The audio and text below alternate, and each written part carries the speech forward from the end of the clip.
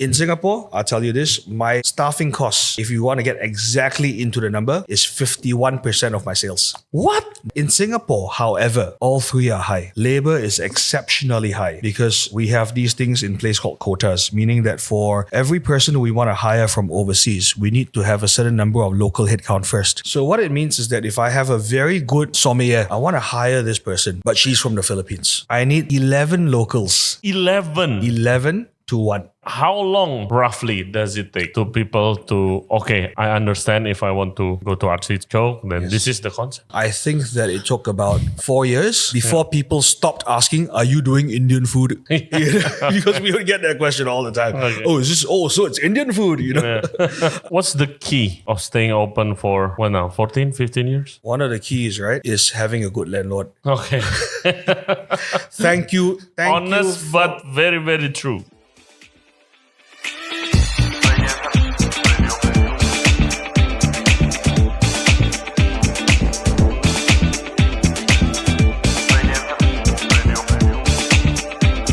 Hello everybody, thank you very much for tuning in to Ray Janson Radio Podcast. And today we have a special guest in our studio today, Chef Bjorn Shen, the chef owner of Artichoke Restaurant in Singapore and the recently opened Babaghanoush, a Middle Eastern restaurant in Seminyak, Bali. Come to the studio today to share his experience in this past 15 years in the industry. Not a lot of people, not a lot of chefs specializes in cooking Middle Eastern food, and Chef Bjorn has been successfully doing that for the past 10 to 15 years. But he come here today to share a little bit about what's really happening in the Singapore restaurant industry, which sadly more than 2,500 restaurants has closed down this year and more are coming. So a lot of chefs and a lot of business owners are planning to look outside of Singapore to open their business. So what's really going on? Please stay tuned for that. As always, don't forget to subscribe to Ray Janson Radio Podcast in YouTube, Spotify, and all other podcast platforms, and follow us on Instagram and TikTok at Ray Janson Radio. And now, without further ado, please welcome Chef Bjorn Shen. Enjoy the show. Okay. Hi, man. Hi, Bjorn. Hello. Really great to finally able to meet you a couple of weeks ago in Bali, and now you're here. Likewise, man. Likewise. In my podcast. Thank you very much. I want to say something first before we start, okay?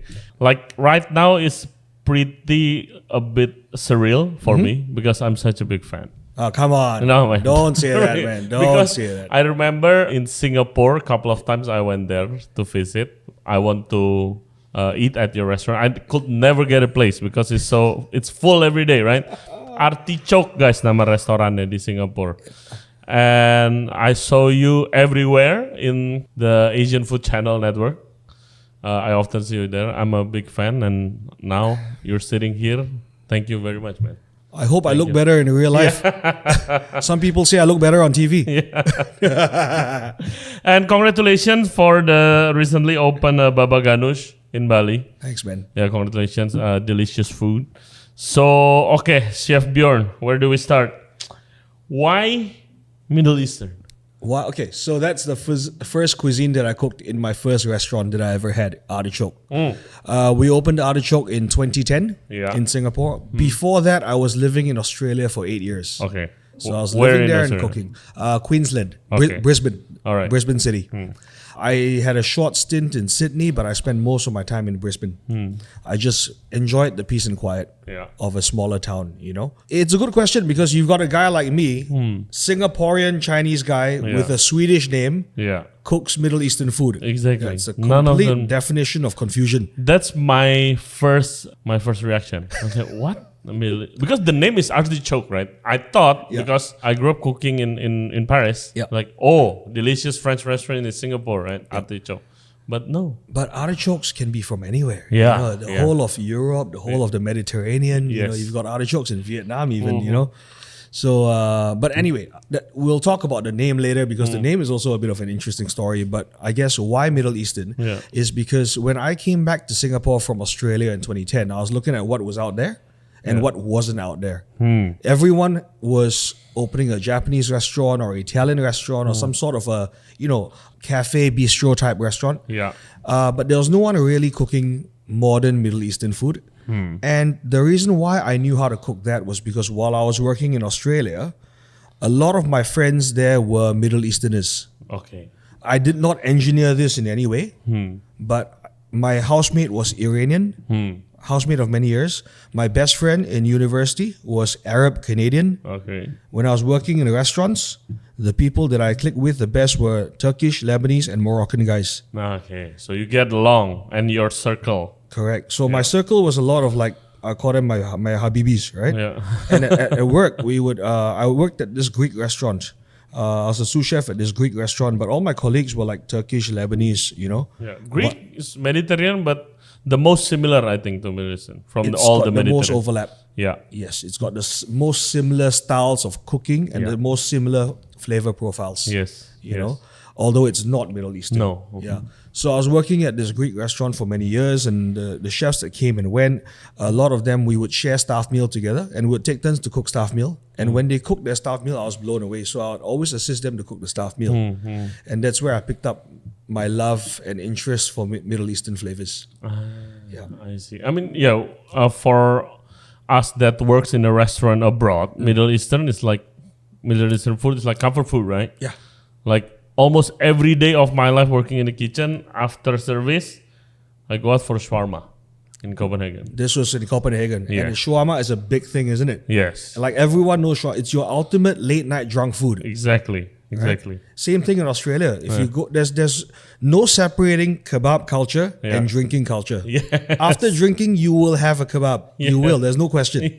You'll either have McDonald's or go to Chinatown or have a kebab. Yes. Yes. But what makes you decide to explore it further though? Because besides eating and enjoying the food, do you have any background like making it? And I had no professional background cooking Middle Eastern food. Yeah. But as I was saying, when I got back to Singapore, I knew that I didn't want to do something the same that everyone else was doing. Because you know what? If you subject yourself to the same sort of direction that everyone's going, then you're also subjecting yourself to the same odds. Yeah. And the odds of failure with a new business are so steep anyway, so high. Yeah. So I thought if I want to break that pattern, I got to do something different. Yeah. You know? Is it during the same era where all the big name celebrity chef from around the world started to open? MBS. This was just was around the same time as MBS. Yeah, I remember like Mario Batali with Moza and Correct. and everything. Exactly. So that was exactly the era that things were changing in Singapore. Okay. There was a time where if you think about Singapore and restaurants, the best restaurants, you always think they're in hotels. And every young chef... Same like in Jakarta. Same like Jakarta, right? Yeah. Every culinary school student, when they graduate, Yes. their ambition is to work in a hotel. Exactly. Their period of time that's and they cannot see themselves working in an independent restaurant because the independent restaurant scene was not interesting, was not exciting. Yeah. You know? But this was the start of that. This was really the start of that. This was before the third wave coffee movement even hit Singapore. So opening independently was very challenging at the time because people didn't understand. Yeah. We were also trying to serve food in a communal way. But back in the day, I don't know if this was the same in Jakarta, everyone ate their own dish. Yeah. Same. Right? As long as you weren't eating Asian food, if you're eating Western food, Yeah. you have your dish, I have my dish. Exactly. Your main course, my main course. Yeah. But we were trying to do it communal. So we ran into so much resistance back in the day. There's such a learning curve. Okay. Yeah, we were the first to face the fire for all these issues. But Singaporeans, do they understand Middle Eastern? Or just because Singapore is a melting pot, just the Middle Easterners who came?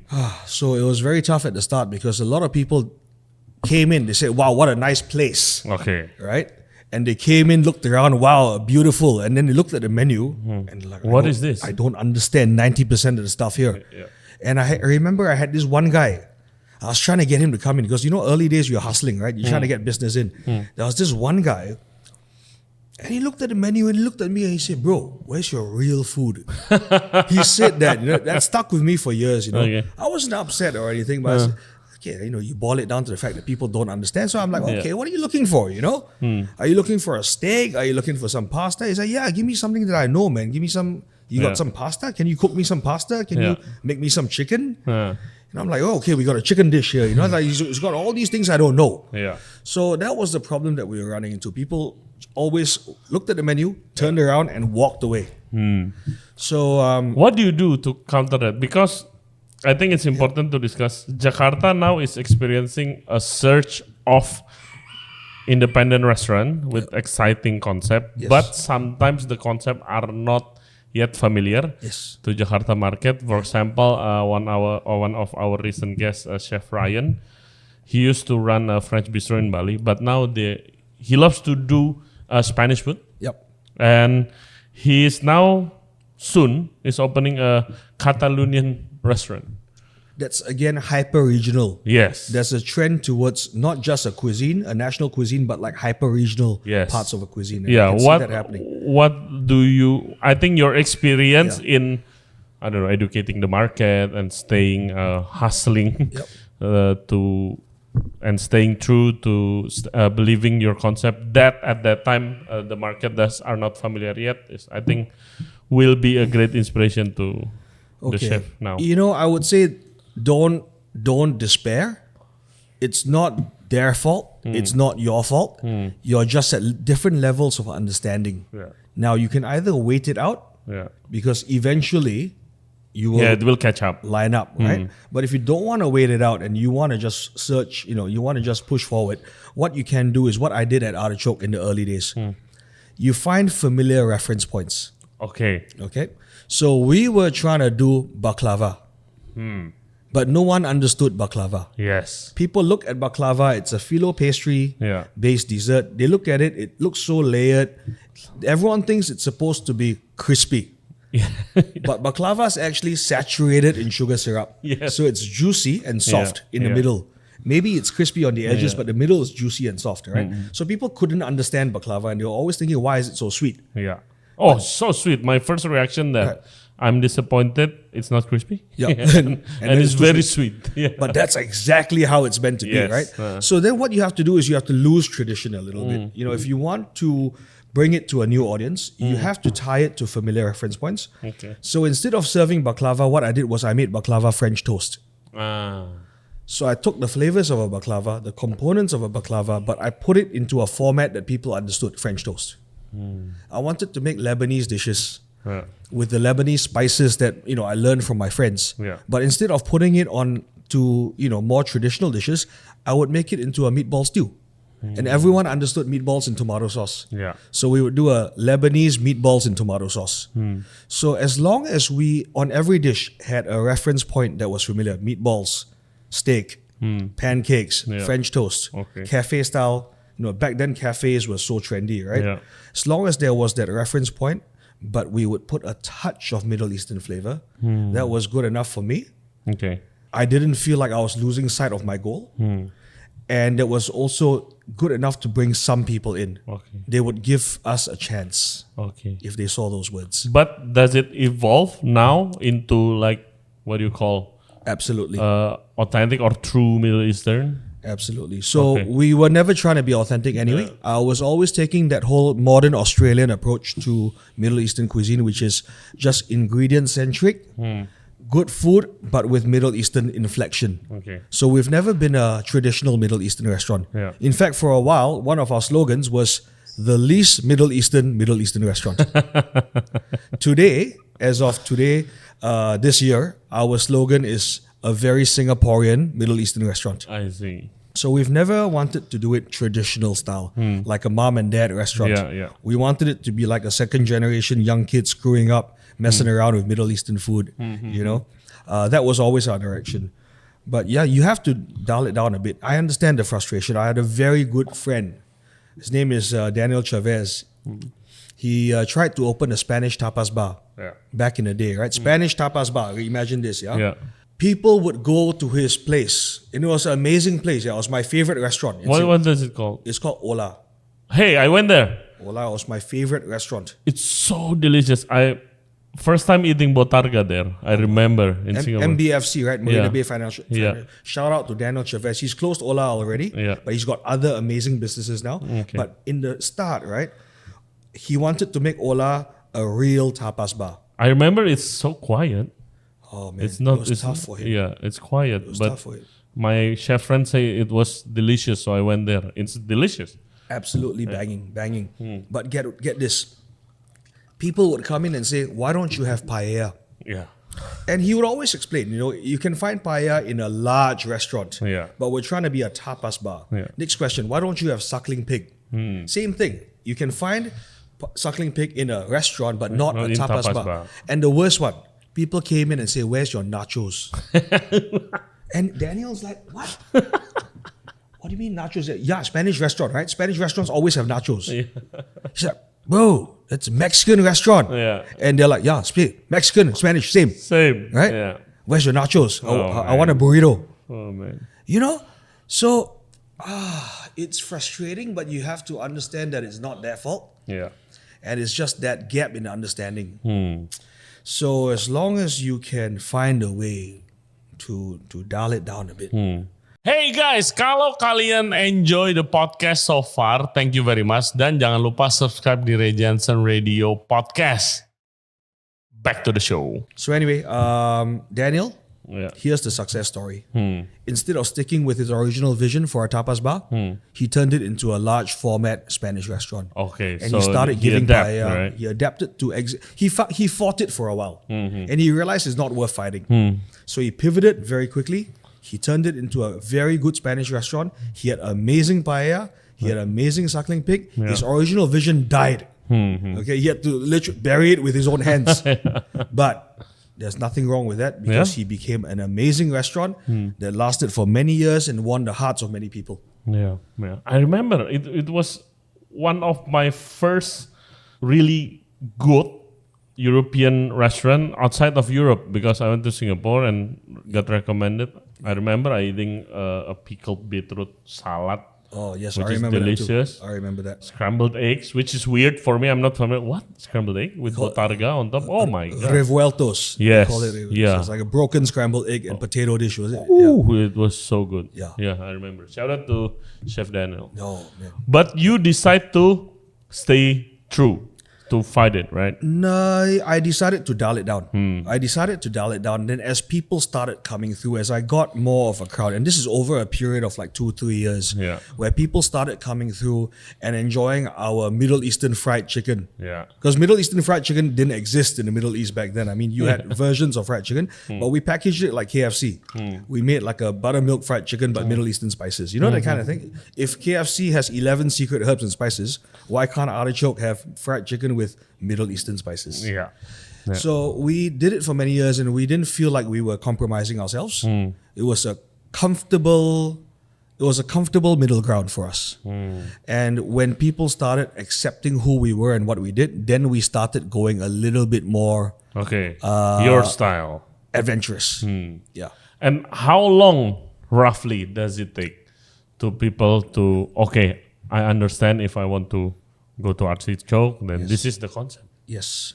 I think that it took about 4 years 4 years. before people stopped asking, are you doing Indian food? Because we would get that question all the time. Okay. So it's Indian food, But after 4 years of doing that and building our customer base, we had those questions stop, And I always say, and I wrote a book about this, and I say that doing business is like playing cards or playing mahjong. Do you know mahjong or do you know cards? Yeah. In most card games, what you do is you start with a hand that's very random because it's dealt to you. Right? So in the market, you start with your target audience or you start with the people there. You don't choose them. That's what you start with. Yeah.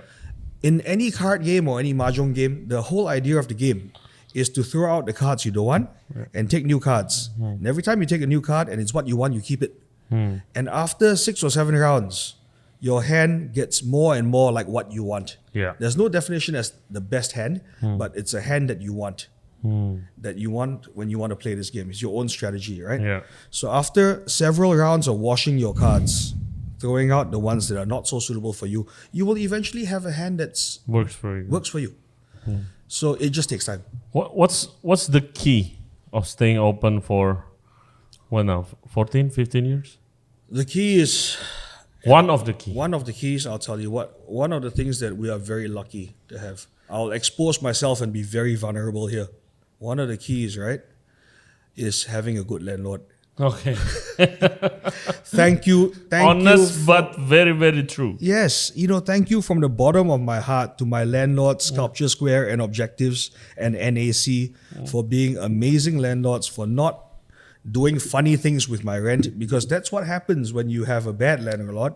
A lot. They see that you're doing well. 3 years later, they double your rent. Yeah.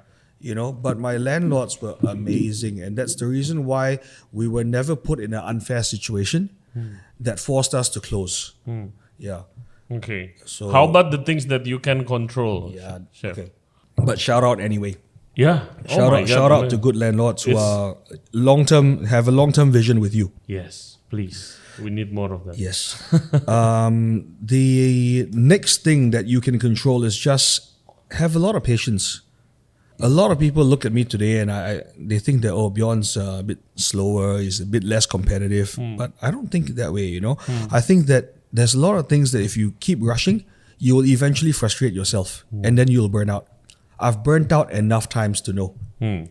I was always on the edge of a breakdown for the middle part of my career, from like year 3 to year 8 or even year 10. I was always on the brink of a burnout. You're there every day and everything. You have expectations. You have expectations and you expect people to meet those expectations. Yeah. And then you find that they always fall short a little bit. And I realized actually it's not because they're incompetent or not that. We're talking about the team? We're talking about everything. Okay. Vendors, team, consumers, everything. You expect a certain response from people, right? I know what you mean. But it never is there. And then instead of getting frustrated, maybe you just got to think and you got to shift your perspective. Maybe you've set your expectations too different, right? Maybe it's not about being high and low. It's about being left and right. It's too far the other direction, Maybe you just got to give people more time. So sometimes I get very A personality people in my team saying, why are you not upset about the performance of this person? Yeah. Like, well, you know what? Everyone sucks before they become good, right? And you have to allow them to suck.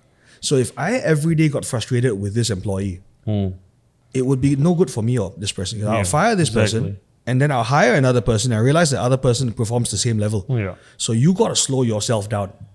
And that's what I'm always teaching my type A people. You have to learn to coexist with the type B people or people who don't operate as fast as you.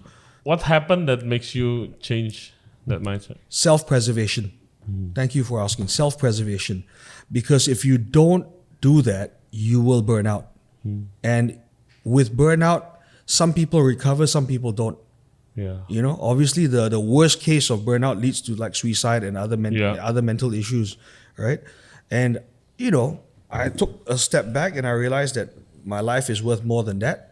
I don't want to be one of those guys who's angry all the time. I lived my life angry for many years. I'm not proud of this, but I used to shout a lot in the kitchen. My customers would hear me. And today, when I meet some of them and I feed them in smalls, they would say, hey, I remember you back in the day. You were this guy. You were this tyrant. I was sat next to the bar and I could hear you yelling at your staff. I'm like, man, I wish you never remembered that, because that's completely opposite to me today. I'm the most gentle guy. I'll go in to my kitchen now. First thing I do is I hug everyone. I hug everyone. I tell them how much I love them. Every time I don't see them for a week or what, And that's so different from who I was back then, because I was this guy with these expectations and I was always upset that no one was doing exactly what I wanted. I really know what you mean about the expectation. We have our own. Maybe that is shaped through our professional career with great chef, great restaurant, but not everywhere is the same. Right? And can I add one more thing to that? Sometimes when people don't meet your expectations, it's not their fault. It's your own fault. Because maybe you're not communicating those expectations to them properly. Maybe you haven't learned how to communicate it, or you're not saying it right, or you're not expressing yourself right. So I found after a while that if you just look inside, you fix yourself, it works out better. And I think it's good also for the team and the industry as general, because I have a very similar experience at you. I grew up in in Paris, Yep. military kitchen. Yes. In Jorobochong, where the shouting, when the chef shout is here. Yeah. You know, Yeah. here, not from across the room. Yeah.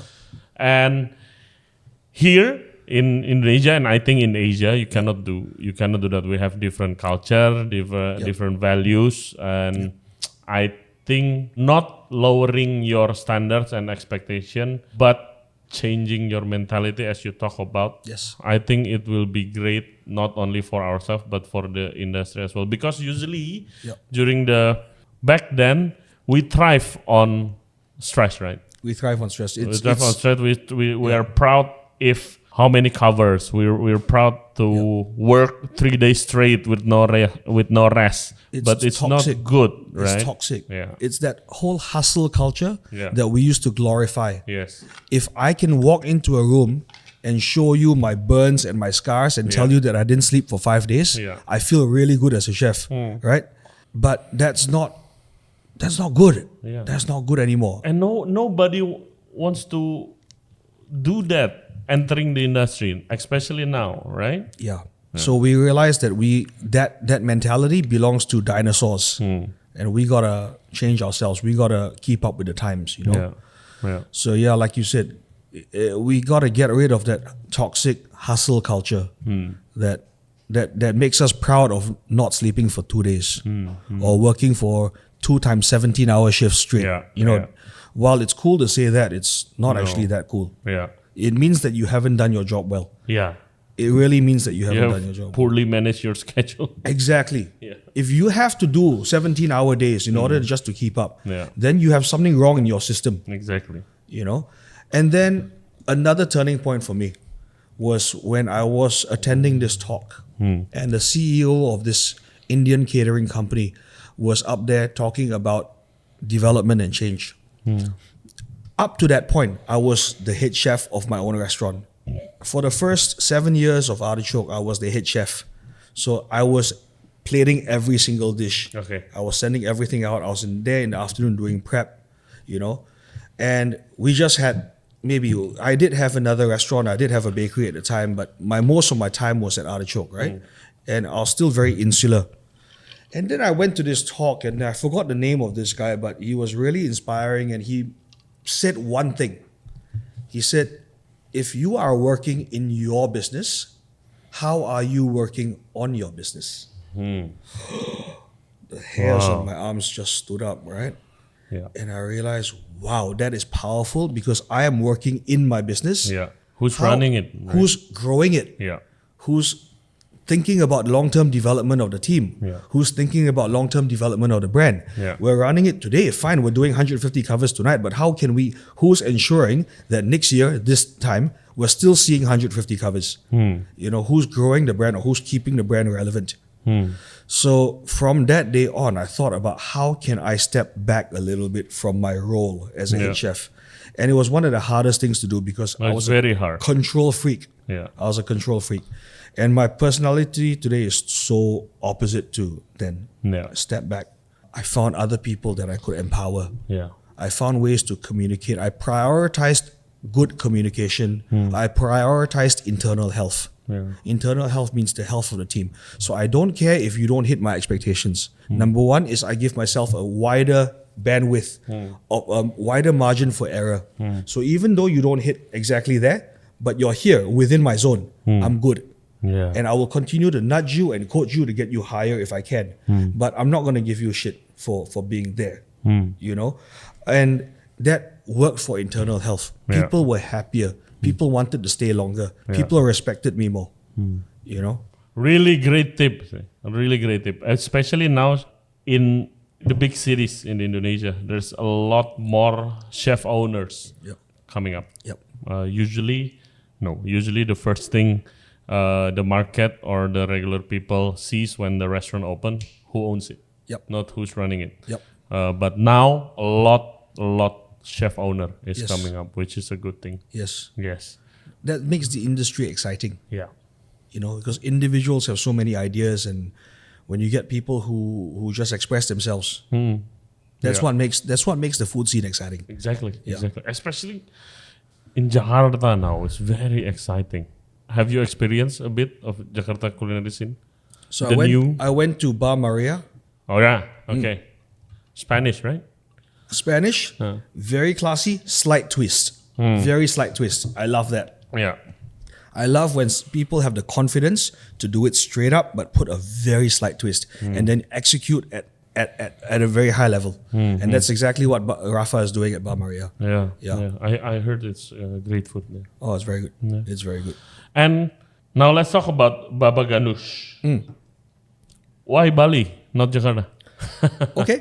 So, interesting question. I opened Babaghanoush in Bali 2.5 months ago. It's in Seminyak. It's where, for those people who, familiar with Bali over the years, it's where the iconic Huba used to be. Yeah. That spot where everyone partied when they were a bit younger, So we opened there 2.5 months ago. I've got a fantastic team. I come to Indonesia, I come to Bali every month now. Okay. I don't want to be one of those guys who's got a bit of a profile, opens a restaurant, and then goes away, and then lets the team run a standardized menu. Yeah. I want to be there to implant my DNA. Online meeting.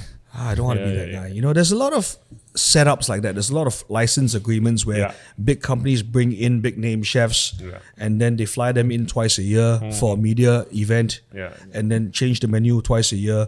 I don't think that's cool. Work. That's cool. Like, I admire people who do that because obviously they've reached a certain level of success. Yeah. But I kind of like doing it the slightly harder way. And the harder way is I fly here every 2 weeks to Bali. I spend half my life in Bali, and I want to make sure that Babaghanoush is not just a brand that looks good, but a brand that has soul. And the soul comes from me. Okay. My team is great, but at the end of the day, the vision was mine. The idea was mine. Until Babaghanoush has its own life, I have to be there, giving it my DNA. Yeah. Exactly. So, what's the different concept with Artichoke and Babaghanoush? So here's the thing. I knew from the start that I didn't want to come to Bali or any other country and just copy and paste what I had in Artichoke, because I know that that doesn't work. It doesn't respect the local clientele. It doesn't respect the local staff. It doesn't respect the people that you hire, because when you hire people who've got brains and talent, you want to give them a say. You want to let them have creative input.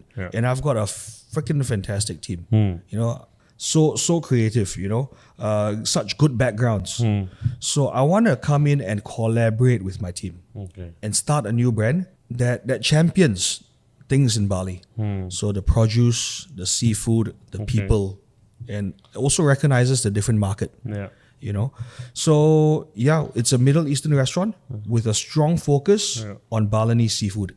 Very strong focus. Now, why Balinese seafood and why Bali? That's because in Singapore, in Artichoke, we get our seafood from Bali. Okay. We get our seafood from Bali.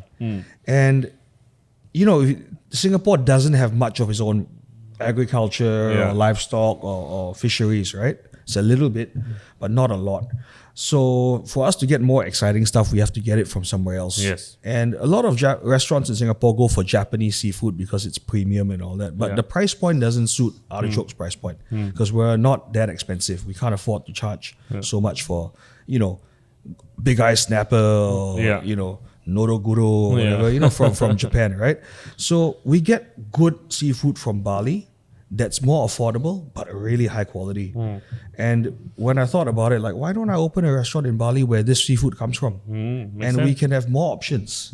And it doesn't have to be shipped to us over one day. We get it fresher. So that's why Bali. So, okay. And what's your 2.5 month experience? What's the market been like? So Bali has its own very unique challenges because we're also located in a very touristy area. Seminyak is a touristy area. If you think about, what's the people walking around there like? Most of them are tourists. It is. I mean, I can't deny it. We could go for a more local area, but we ended up choosing to be in Seminyak because I had a good rental agreement with my landlord there. So looking at it, 70% of our market is tourists. The other 30% would be like locally based. Either locally based expats, locally based Indonesians from other parts of Indonesia who who live in Bali and live in the bougier areas, right? The Balinese, very humble, down to earth, but they're not really in that area. No, yeah. Not in that area where we're at. So there are a few, but not a lot, right? So most of our market's still tourists. And with the tourist market, it's very difficult because when you please them today, Yeah. they go back, they tell their friends, Yes. but their friends are in another country. So their friends ain't going to come tomorrow. It's not like Jakarta, where if you please a local, they tell their friends and family, tomorrow their friends and family can come. Yes. So we're finding that it's targeting people and getting the business the next day is very difficult. It's a very long game. Yeah. It's a very, very long game. It's the opposite. If you open in a capital city like Singapore, Jakarta, Melbourne, New York, Hong Kong, you usually do very well at the start if you open with buzz. Exactly. And then it may die down, Yeah. but it's your job to maintain it. Yes. In Bali, it's the other way around. You open with buzz, you only catch the tourists who are there at the time. And then in order to get their friends, you have to wait 6 months to a year, Exactly. you know? Yeah. So it's a very different shape of life cycle in Bali. Yeah. But one of the most delightful thing is the flavors. It's so bold, your food. Yeah. That one you can say, very I can't say. Yeah. It's very, very delicious food. You think that that's the kind of flavor that Indonesians can... Oh, yeah. Yeah? Yeah. Because like people from Jakarta, Surabaya, Semarang went to Bali all the time, right? Yes. From all over Indonesia. I think not only grabbing the expats, Yes. the Westerners, Yes. but also grabbing local tourists. Also. That's our main market. So, I mean, we're in Indonesia. I believe that our first market should be Indonesians. That's 100% my mentality, right? Yeah. So 70% is tourists. And what I mean by tourists, I mean Western tourists, South Asian tourists, Asian tourists, but also Indonesian tourists. Yeah. And right at the top of that food chain that I've put up for my team, number one market is Indonesian tourists. You know? Yeah. I think it will be successful. But yeah, because I'm planning to open something also in Bali maybe next year. Okay, cool. But yeah, I talk with a lot of my FnB friends in Bali, which one of them is your head chef Nando, right? Yes. Shout out. Yeah, they say the exact same thing as you did. Like Bali takes time. It's different than Jakarta. It's so different. You start slow, but slowly but surely, if you do things right, then it will grow. But in Jakarta, it's the other way around. Yes. If you create a good buzz, then it will be full for 3 to 6 months. Then you maintain, right? Yes. Yeah. So it's my first time doing business. Okay, actually, hang on. It's my second time doing business like that. Because Penang was like that as well. I have a restaurant in Penang. Yeah. I don't run it. It's my two partners who run it. But of course, I see the financials. I check in on them from time to time. It's exactly like that. When we first opened, we are in a very touristy part of Penang. Okay. And What does it call? it's called NEP, N-E-P. Which stands for? N-E-P with an exclamation mark. NEP. NEP. Exclamation. So NEP was a project that I did with two of my ex-employees. So they're both Malaysian. They both worked with me for about 6-7 years. Okay. They're a couple. They're a couple. They're not married yet, but they're a couple and they've been together for years. And they said that they would like to go back to Malaysia to do 1 or 2 more jobs, and their plan was to open a restaurant eventually. I said to them, why can't you do it straight away? You know, you're young, you want to do it when you're young, you have the energy. They're in their late 20s, right? Okay. And when I started, I was 28. So I told them, why don't you start time. straight away? And they're like, okay, we got no money yet. We still need to save up a little bit more. So I said, hey, look, you know, when I started, someone supported me. You know, I had people who believed in me and they took a chance on me. I'm here to pay it forward. You know, I can't pay it back, but I can pay it forward. Well, I've already paid it back, but now it's my chance to also pay it forward. So I said, what if you let me join you as a financial partner and let's do it straight away? Yeah. And they were like, wow. So it's their brand, their idea. I'm the advisor. I have no say in the menu. What kind of food? Modern Penang, market to table. Very interesting. We located ourselves 1 minute walk from the wet market. We have no suppliers. The only one supplier that we have gives us trash bags, flour, sugar, cooking oil. Every piece of fresh produce, whether it's a piece of fruit, seafood, meat, vegetable, comes from the wet Nutrition market, 1 minute walk away. Wow, that's an interesting concept. It's the worst idea Yeah. for accounting. Our accountants hate us because we pay the wet market my vendors. gosh. They don't give us they don't Yeah. give us receipts, right? Yeah. So just the accounting for like food costs is stupidly Annoying. inefficient and unproductive. But that's the concept. So it's 14 seats, 10 of them along a bar, and then a 4 at a table by the window. And it's small plates like tapas, basically modern Malaysian tapas and natural wine. Natural. So we're one of the first in the natural wine scene in Penang and trying to be that established player. But the cost of natural wine is just, man. Yeah, man. Bali has a lot of natural wine place that has natural wine programs, right? But the cost is Yeah. way higher in Penang. Because no one does it in Penang. You have to bring it through KL. I And see. some of it that comes through KL has to go through Singapore first. So by the time it gets to Penang, you have very little of it. The variety is less, and the cost price, is super yeah. high. So we make more money selling a non-alcoholic drink than selling a bottle of wine. Oh man. Sorry, than selling a glass of wine. The Yeah. profit margin, the gross profit margin on a glass of wine is lower than a soda. Yeah. But I'm curious, do the people in Malaysia like embraces the natural wine scene? Because Jakarta, I can say almost none. Almost none. I wonder why, yeah? Yeah, me too. I wonder why. Because Me I too. like drinking natural wine because I don't like heavy reds. I don't like tannin. Okay. And when I drink natural wine, I usually don't get such heavy tannic flavors. So, and I like how it's funky and light and everyone tastes a little bit different. I just like the inconsistency Yeah. with natural wine, right? Yeah. I find it interesting to drink. So I'm The intrigued to hear. the people who import wine, at least that I know of Yeah. in Jakarta, some of them are our sponsors. Yes. They always say, I always ask, right? Yeah. Sir, what do you think about this natural wine trend in I know abroad?" they hate it. Oh, they hate it. It's not wine. They hate Say, it. No, Yes, it's exactly. not wine. It's not So wine. It's if not you're a wine. wine purist, you will hate it. Yeah. Lucky for me, I'm not a wine purist.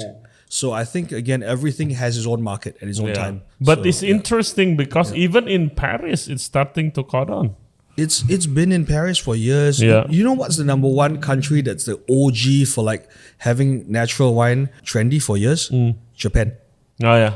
Japan has natural wine bars that don't even look like natural wine bars, that look like traditional omakase or kaiseki restaurants, but they've been in business for 150 years and they've been serving natural wine for 150 But years. they don't even say it's natural wine, maybe. It's Exactly. just wine. They just call it domestic wine. Yeah. But it's made the natural wine way. Yeah.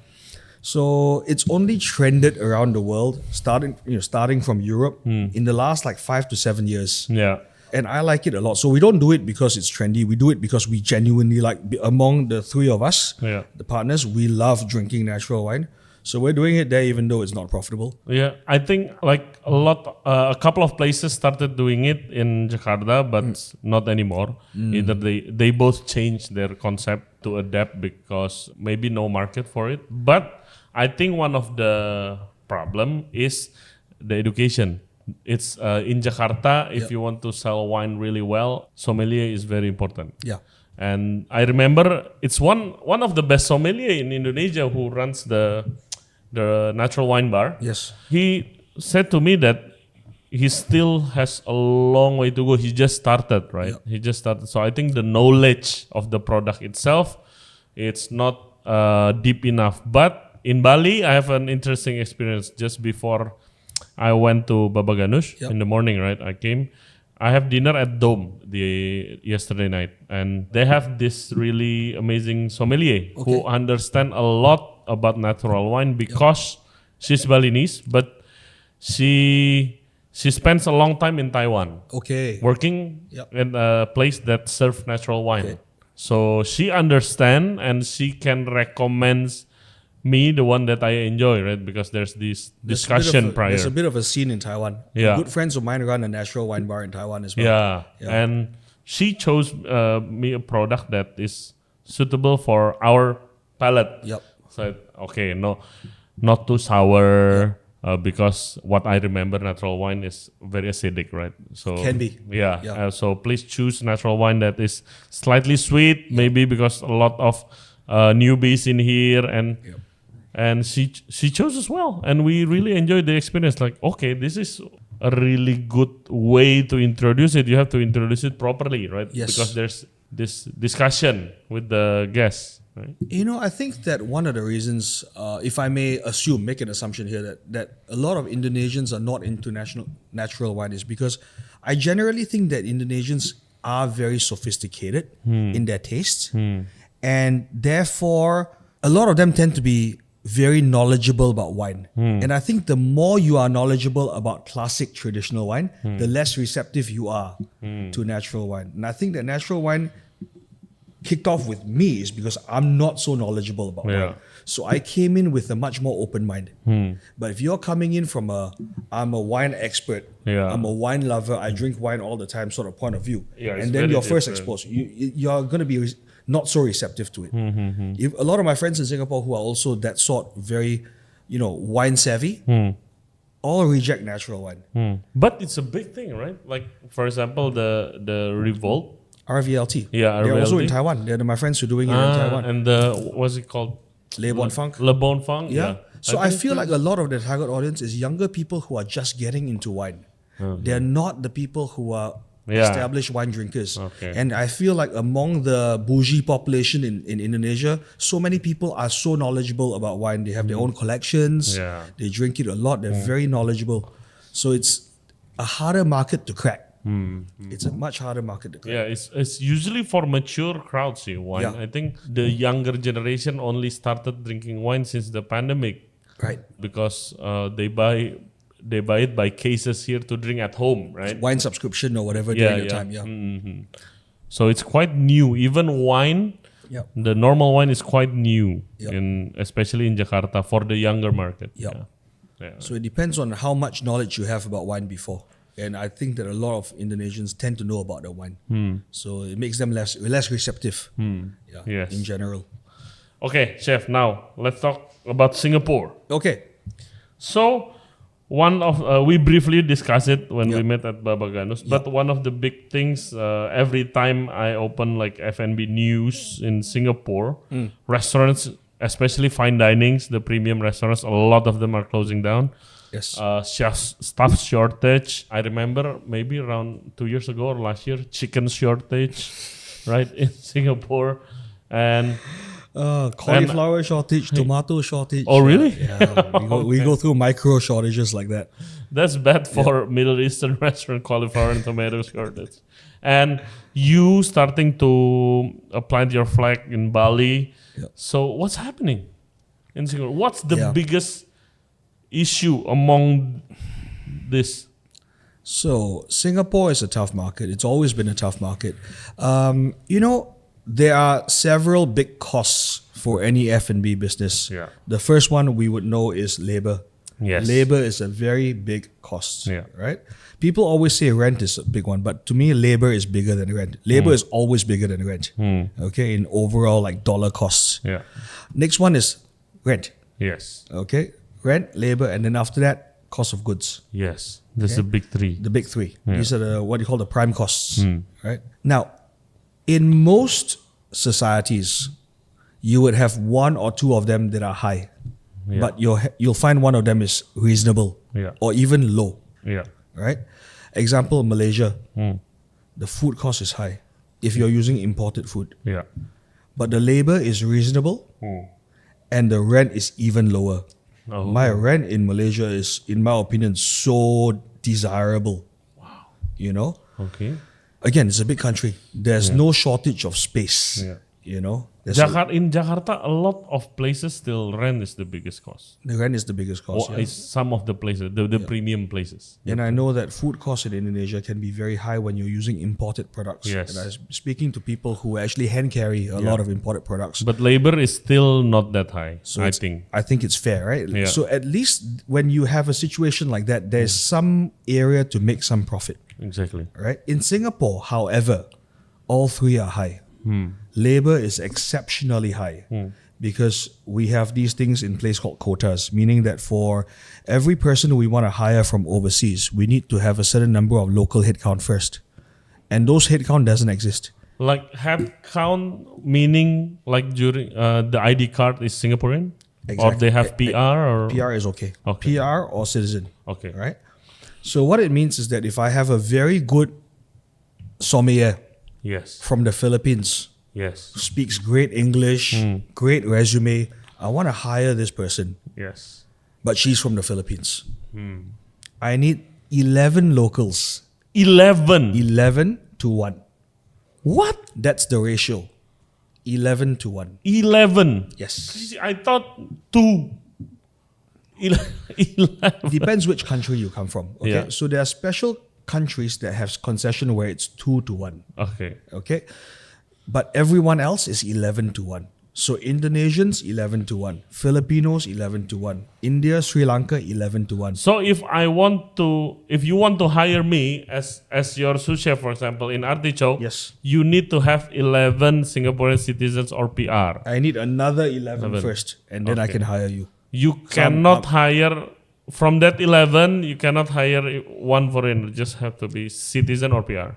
Well, you can hire from the other category, which is your Malaysians, Yeah. Taiwanese, and Koreans. Okay. Because if you're Malaysian, Taiwanese, or Korean, the ratio is 1 to 1. Oh my god. So what the Singapore government is trying to do is they're trying to bring in people from selected countries where they have arrangements with. Example, Taiwan, Korea, and Malaysia. Okay. Yeah.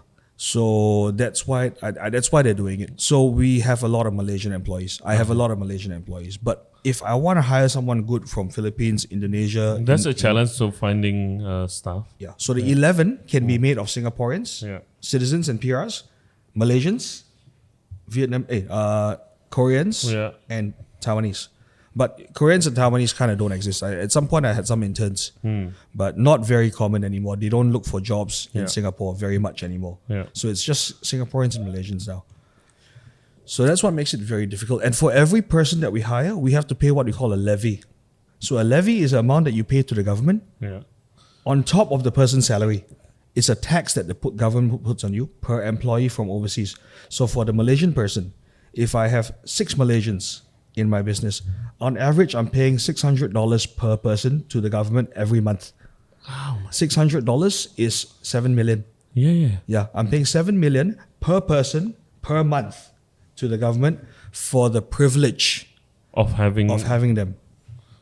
Why? So they're trying to deter us from hiring from abroad and hire locally. So like, all about the locals, like foreigners are taking our job and everything. Okay, so here's the thing. They understand. The government obviously understands that the jobs they are trying to protect, or they say they're trying to protect, no Singaporeans want them anyway. Because Singaporeans tend to be quite bougie. They like to work in comfortable environments, right? And I don't blame them because, I know the kind of environment I work in. Yeah. And I'm thinking, do I want my kids to work there? I got second thoughts as well, right? Yeah. So I understand as well. So I'm not upset at Singaporeans for not wanting the jobs that make you work on public holidays. Yeah, and- it's not for everyone it's not anyway. for everyone, Yeah. Who wants to work at dinner time and miss your weekday dinners with your family, So it's a service industry with service hours. So I understand that Singaporeans don't want it, right? And you know what? The government says they're trying to protect these jobs for Singaporeans, but there's no Singaporeans who want it. But they understand. They're not stupid. They actually know that they're saying it as lip service. The truth is this.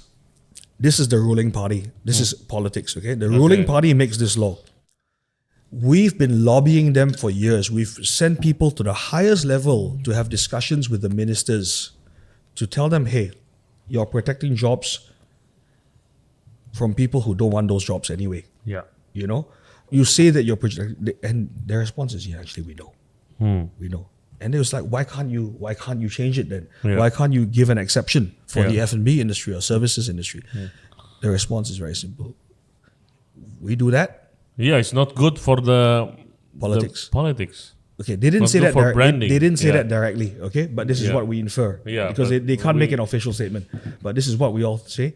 The moment they do that, the opposition party will weaponize that Yeah, and and use use it that against against them in the next election, and they will obviously get some votes from the more Yeah. xenophobic Singaporeans, and who knows, that amount of vote could swing the decision. Yeah. So the ruling party, their hands are tied as well. While they understand the problem, they empathize with us. For the sake of politics, they can't change it. So that that's the main reason of staff shortage. So that's staff cost and Yeah, staff staff shortage. shortage and staff cost. And then Sorry, question. Yeah. In Singapore, do they pay monthly like Jakarta? Monthly. Monthly. Monthly. Right, okay. And with the staff shortage comes inflated salaries, meaning that you have people who graduate from culinary school, worked for 2 years, Yeah. suddenly got employed as a head chef. Because someone out there is desperate enough to hire them as a head chef. Especially if they're Singaporeans. Especially. So if you're Singaporean, you have 2 arms, 2 legs, and you can cook a little bit, Yeah. you generally will never have a problem finding a job, and you command a very high salary. And it's most of the times inflated. So I have people coming and showing me their resumes. 3 years out of culinary school, head chef, Oh, man. bypass all the commie, all the CDP, straight away first job sous chef. The kind of sous chef for 1 year, then after that head chef, Yeah. And The skills shortage as well then. yeah, so what it means is that you have a lot of highly paid people, Yeah. you're top heavy, but the skill level is not there Yeah. because they haven't taken the time. Not saying they're not talented or Yeah. hardworking. They are probably talented and hardworking, but they haven't spent the time. Yeah, they don't have the experience yet. Correct. The muscle memory is not there. Yeah. The exposure is not there. So therefore, your entire cost of operating goes up. In Singapore, I'll tell you this, my staffing costs, okay, if you want to get exactly into the number, is 51% of my sales. Oh.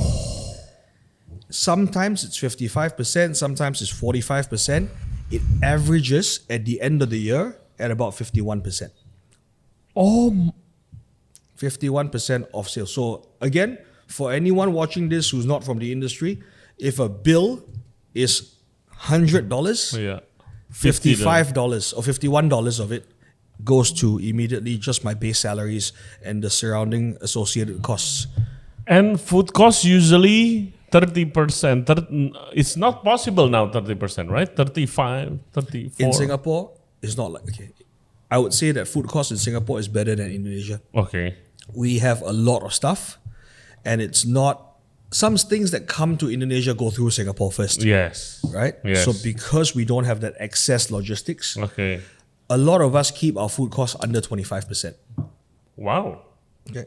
My concept is very plant heavy. Middle Eastern food tends to be favor plant-based foods. Yeah. Falafels, hummus, Yeah. roasted cauliflower, babaghanoush, Yeah. a lot of vegetables. lot of yeah. vegetables. And with vegetables, your markup can be much higher. Yes. So what it means is that we have a healthy food cost. Hmm. So that's the only reason why we're around, because we have good rent and healthy food costs. Hmm. Everyone else is paying like super high rent. Yeah. So anyway, our food cost is not, I wouldn't say it's low, but it's not like crazy high either. If you are doing like a steakhouse or all seafood restaurant in Singapore with perishables, Yeah. expensive perishables, Yes. then we would be at 30%. Okay. Yeah. So you mentioned something mind blowing. The statistics. Can you mention it again, Bjorn? Yeah. So these numbers were just released to the public. The Restaurant Industry Association of Singapore works closely with the government to collect statistics and to announce numbers once every few months. Yeah. And the latest statistic that was just released a few weeks ago was that in the first 9 months of this year, 2024, Okay. from 9 months. January to Yeah. September, Yes. okay, the number of business closures in the F&B industry, whether it's restaurants, cafes, caterers, food shops, food kiosks, Yeah. 2,500 closures between January and now. Crazy. It's a lot of people going out of business. It's a lot of new equipment being bought that's not even seeing 3 to 5 years of use, Yeah. Yeah. And what about all the fine dinings closing, the premium restaurant? That's, again, not news. That's very well established knowledge that when you do a fine dining restaurant, Yeah. your costs are even higher. Yeah. People always argue, but fine dining restaurants, the price is high. Yeah. The price is high, but the food cost is crazy. Yeah. You think about a fine dining restaurant, your piece of fish comes in a perfect rectangle Yes. because it looks great on a plate, right? How much trim do you need to face in order to get that perfectly rectangular piece of lamb Yeah. or that perfectly rectangular piece of snapper, Yeah. or flounder, more expensive fish here, halibut, Halibut. How much trim are you facing? And for a fine dining restaurant that does a tasting menu, you can't use. People always say, "Oh, you just use the trim." Bro, you can't use the trim. This is a fine dining restaurant. Yeah. You cannot see two dishes with the same protein on a 12-course tasting menu. Yes. So what happens to the trim? Staff meal. So in the end, you have very expensive staff meals. But yeah, the staff meal are great. You know? Yeah, food cost. Business-wise, a lot of fine dining restaurant doesn't even make money, right? No, they're not there to make money. If you're trying to open a fine dining restaurant and you want to make money, then I'd say you have to reevaluate your purpose. Yeah. Fine dining restaurants are there to win awards. They're Yeah. there to showcase something. If you've got money that you don't need to make back in ROI and you just want to flex, then go ahead and open a fine dining restaurant. Entertain your friends there. Look like the boss. Yeah. Usually it's called a flagship restaurant, but you do also own like the more simpler food that makes money for the Exactly. restaurant. So you have a portfolio. Yeah. A balanced portfolio that looks good could have 1 or 2 fine dining restaurants on it, But don't expect the fine dining restaurants to be pulling their weight and making a lot of money. I mean, there are 1 or 2 outliers in Singapore who I take my hat off to, are fine dining and also profitable. And they found a way. Yeah. They really have found a way. But if you're not one of those two, Yeah. So what happened with all the hawkers? hawkers, that's another problem. A lot of them are getting very old Yeah. and they want to stop. Okay. And their kids are not taking over, and young people are not taking over again because It's hard work. it's hard work. And these people started back in the 50s and 60s where it was normal to work hard and hustle like that in a uncomfortable environment. But the moment their kids were born, we were born and we grew up in a more comfortable environment. So we were always taught in school. And this sounds really horrible, but this is exactly what we were taught in school. If you study hard, you don't have to be a hawker. Oh shit. Or if you study hard, you don't have to collect rubbish. It's very back before the days of political correctness. Yeah. We were literally like that. I went into the lift one day with my chef jacket after work at like 11 p.m. And I don't know what this young kid was doing out at the time, but he was with his mom going into the same lift, going up my block.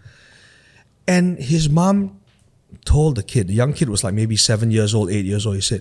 She said to him in Chinese, "If you don't study, you end up like this brother here." Oh my God. And I wasn't even talking to them. I was just standing in the corner with my chef jacket on, the stains on my chef jacket. And she was telling him, "See, boy, you better study. If not, you end up like this brother here." Yeah, so don't study. You end up like him. Exactly. Perfect. End up like Bjorn. Oh my God, man. What's your reaction? No, this was when I was starting my career. So I was a commie. I was a commie. Yeah, man. And I obviously Oh my God. stunk. I probably smelled of onions and fish. Yeah.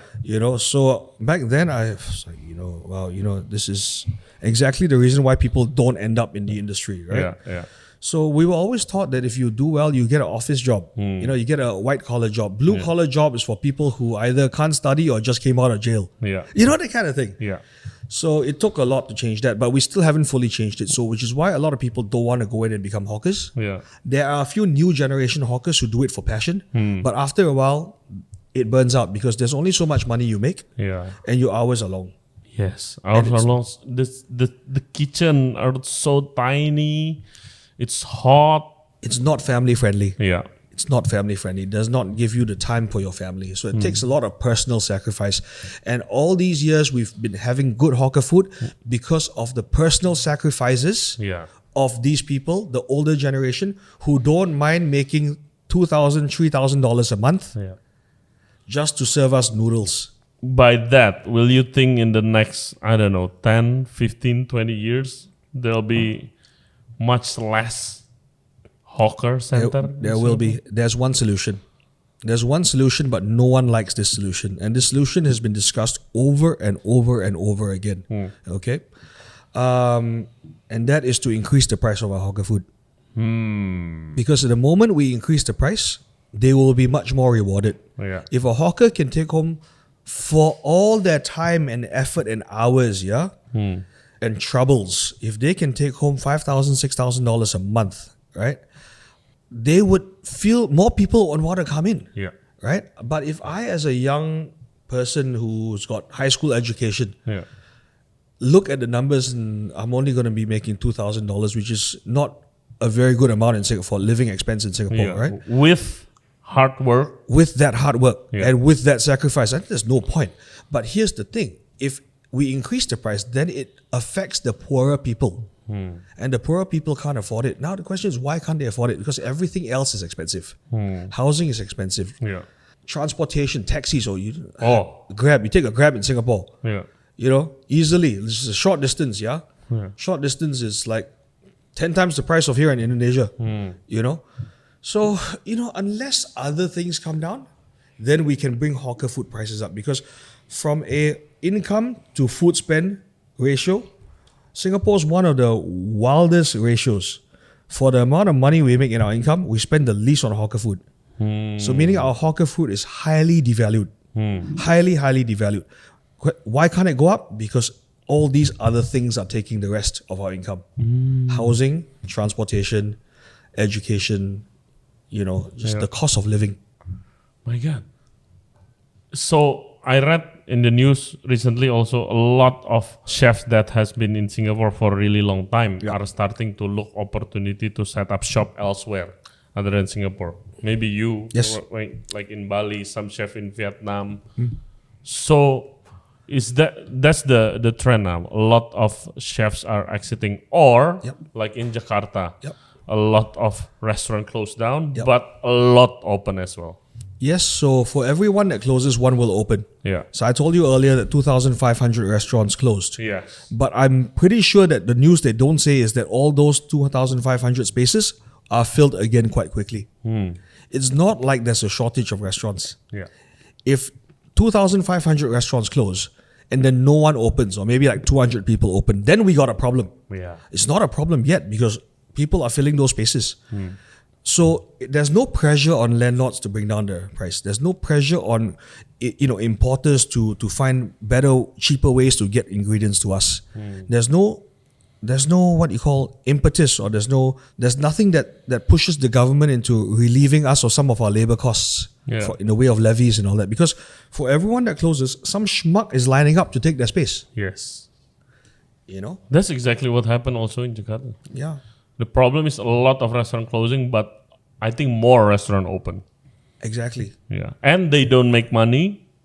And the cycle Same situation. The cycle but continues. They close, then the cycle continues. Yeah. So back to your question, there's a lot of chefs in Singapore who are venturing overseas. Yeah. And we're venturing overseas before the sunset. We see the sunset, we're not going to wait for the sun to set. So we're making the proactive move now to diversify. Okay. In Singapore, you can have all the money, you can have all the ideas, you can have all your personal skill, but if you can't find a human being to help execute your idea, what's the point? Yeah. I was telling my friends here in Indonesia, when I lose someone, it takes me an average of 4 months to replace. So let's say I lose a chef. Yeah. The replacement needs to be looked for 4 months in advance. Why 4 months? Because you have to put out a job ad. Yeah. Once you put out the job ad, it takes 2 weeks for people to respond. And then after that, fix up. Because you're looking for a chef, their schedules are also quite tight. So they can't see you that week, they'll see you next week. Yeah. So that's 3 weeks already. Yeah. And then after they see you, you interview them, you interview a few others, you're ready to make an offer, or you have to do a second interview. Yeah. It's like 1.5 months already. Yeah, you have to check does it comply to the background check, regulations? everything, right? You have to do your background checks. And then after you make them the offer and they agree to the offer, they have to give the existing company 1 month notice. Yes. After the 1 month notice, they'll say, okay, I want to take 3 weeks break before my next job. It's very common for people to say, okay, I've got a family holiday planned. Okay. Between jobs, I'm tired, I understand. So they take their holiday and then they start. By the time they start, it's minimum 3 months from the day that you start looking. I was mind blown when I was doing a collab at Lowy in Jakarta many years ago. Yeah. I did a collab with them in 2014, I think. And there was a queue of young men at the back with resumes, the back door. Yeah. And I said to the chef, what's going on? The chef said, oh, they're looking for jobs. Wow, I envy you. You have a population that's here that's ready with a resume looking for a job. And they're hungry and they're willing to work hard. In Singapore, you don't have that, man. We're begging. Employers are begging. And there's so many times in order to maintain my 11-to-1 ratio that we've had to hold on to horrible stuff. Yeah. I remember this one young guy. Yeah. Some of my chefs listening to this will know who I'm talking about. There's this one young guy who's an absolute dud. He was like the was the worst employee I've ever had. We had to keep him for 8 months.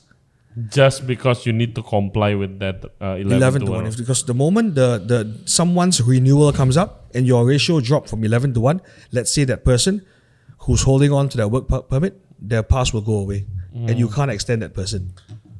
And do the government control it tightly?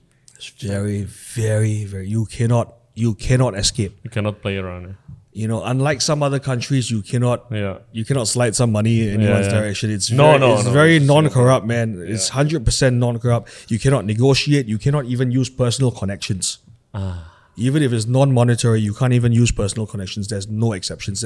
Singapore has anti-corruption laws and policies put in place so as to make sure that everyone's subject to the same stuff. Yeah. So, we hold on to shit stuff just because we have a very good Filipino manager who we need to keep. Man, can't imagine. Yeah. So when you're talking amongst your other chef friend, like one of the big things, like, okay, let's get out of here. Exactly. For that reason, while we're still making money. But you're in the top of what, 5%? I can't tell you how many percent because we don't have sight, right? But when I was making, there was a time early in my lifespan of Artichoke, our profit margin was 11%. Yeah. Net profit margin. My accountants called me and said, congratulations. Because we subcontract, we outsource our accounting to an accounting firm. They do accounting for a lot of restaurants. Yeah. They called me and said, congratulations, you're at 11%. And I was like, okay, so how good is that? Like, that's top. That's top. They say everyone else is a lot less. So the average profit margin today, out of 10 restaurants, after 2 years, 2 of them will be around. The other 8 would have closed. So the average lifespan of those who close is 2 years. They close within the first 2 years. The 2 that get past the 2 years, the average profit margin is 5 to 7%. Average. Obviously, there are some that will do 10%. There are some that will do 1%. But the average is 5 to 7%. So only for flexing then, restaurant in Singapore. Or people don't know. I work as a consultant. I open many restaurants for people anonymously. I've done it over the years. As a consultant, clients come to me and said, hey, okay, Bjorn, we're talking to a few consultants and we're trying to do this concept. What do you think is going to be the net profit percent? And when I tell them the average, they're like, oh, but I spoke to this other consultant. He said, I can get you 20%. Oh my God, 20%. Right? So here's why restaurants keep opening. Because you have consultants promising clients 20%. And it's their job to open a restaurant, right? So they, But they get paid their fee anyway, whether or not they deliver on the 20%. Exactly. So there are consultants out there promising clients and taking their money and then having the restaurants close within 2 years. Oh man. Yeah, I have 2 right now, consultant clients that have, they took me as a consultant after they stopped working with the previous consultant because it doesn't make sense. The accounting, the projections. No, 20% is very, very good. It's very good. Very good. It's mad. It's mad good. So that's the reason why you ask, why are people still opening? They're still opening because they don't know the numbers.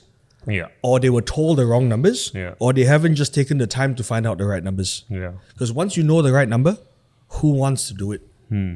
Exactly. Who wants to do it? Well, not to be a depressing podcast, but now you're here, right? But now you're here. Again, congratulations, Chef. Thank you. For your opening and hopefully in Jakarta soon. Well, let's see. Let's see. I feel like Jakarta is a very strong but insider market, meaning that you need a lot of connections and a lot of networks. And there's a certain amount of credibility needed to open in Jakarta. So I'd like to build my credibility in Bali first. Okay. Well, congratulations again. Hope much success for your projects in the future. And thanks again for being here, man. It's a treat for me. Thank you. No. It's an absolute pleasure. Absolute pleasure. Thank you. Thank you, guys. Okay, guys. Thank you very much for watching and listening to our episode today. Don't forget to follow Chef Bjorn. What's your Instagram, Chef? Bjorn Shen. BJORNSHEN. Bjorn Shen. and visit his restaurant newly opened in Bali, Babaghanoush, or if you are in Singapore, visit Artichoke, right? Make a reservation 2 weeks in advance. Oh yeah, yeah. Don't forget. And also Smalls in Artichoke, right? Yes. So yeah, follow him on Instagram. Give him a shout out, and yeah, maybe if you want to connect to for Chef Bjorn to have more connections in Indonesia, go right ahead, right? He's very friendly. And as always, guys, don't forget to subscribe to our YouTube channel, Ray Janson Radio Podcast, in YouTube, Spotify, and all other podcast platform, and follow our Instagram, Ray Janson Radio, and also in TikTok. Okay, guys, we'll see you next time. Bye-bye. Out.